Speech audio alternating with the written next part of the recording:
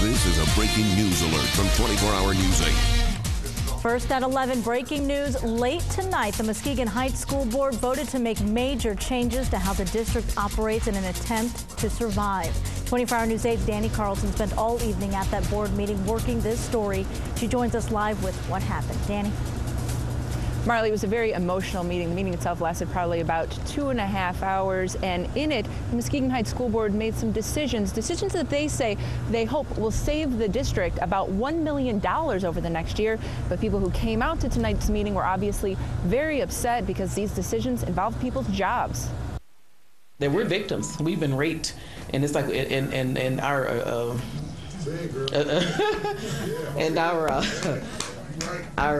well, I shouldn't say this. Our accusers and they're still out there, and they're going on, you know, and we're back here and we're suffering.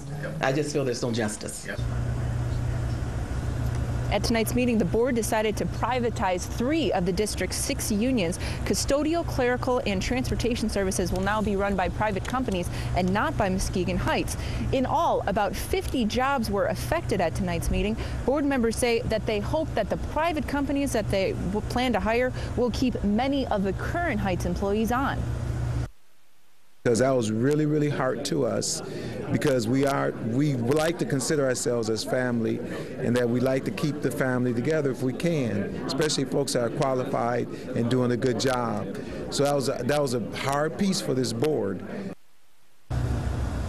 Several other changes were the board voted to approve tonight. One of those is this administration building that we were at tonight is actually, they're planning to close it coming up this summer. Now, all of the decisions made at tonight's meeting, as I mentioned before, they're hoping that they will save about $1 million over the next year, and they're hoping that these cuts will sort of snowball, and then over the next 5 years, they're hoping that they'll be able to make up the about $12 million deficit that Muskegon Heights is currently running on right now. Now, they did discuss, there were several meetings between other school districts in the area about how those school districts would handle it if Muskegon Heights School District did have to close its doors sometime in the future.